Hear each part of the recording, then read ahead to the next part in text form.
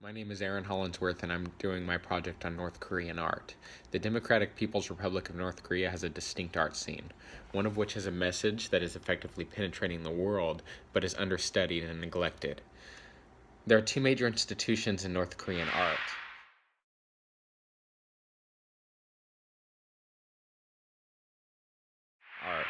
One is the Mansudae Art Studio and the complementary Mansudae Overseas Project, and then there's the Arirang Festival of Mass Performances.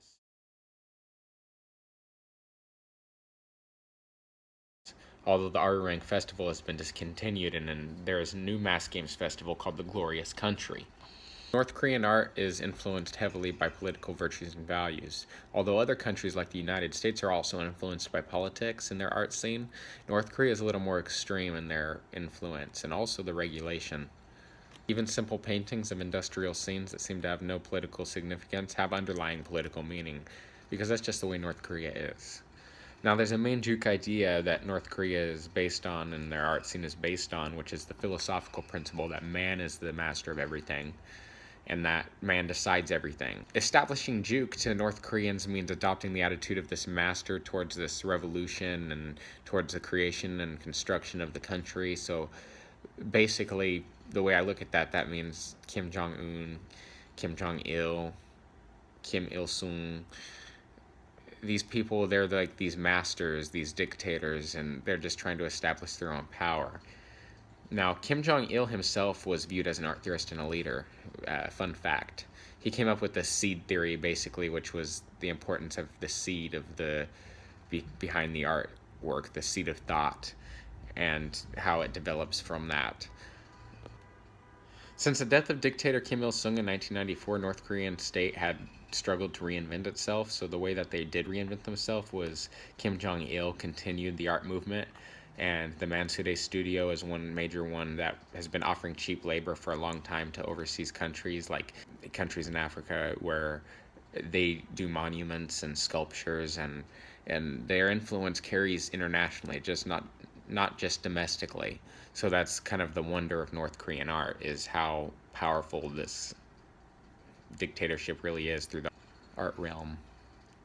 Two works that we're going to look at. One is from the Mansudae Studio artist Ko Young-gyung, and there's four other artists attached to it. This is a collaborative work, although the other artists weren't listed. So the work's called The Joy of Smelting, shown here.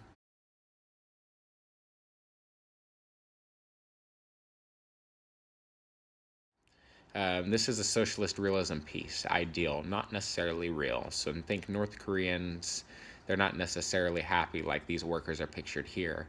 So this is an ideal picture, not necessarily real. The socialist realism is glorifying communist values, hence the term socialist realism. But it is very similar to social realism, which is being concerned with realistic subjects of social concern. These are very similar. Like I said, this is a collaborative piece, which is notably common in North Korea. Collaborative pieces are a forte of theirs. The medium is probably rice paper. The technique is probably chosunwa, which is the traditional North Korean inkwash painting technique. The glorious worker is pictured here and is exemplified and honored in a way. The glorious worker is working under the benefit of the greater state of DPRK. The state has shown respect through the iconography, smiling, joyful workers, happy to be in cohesion with the government's values. The second work comes from the Arirang Festival. It's a performance art called The Flower Selling Girl.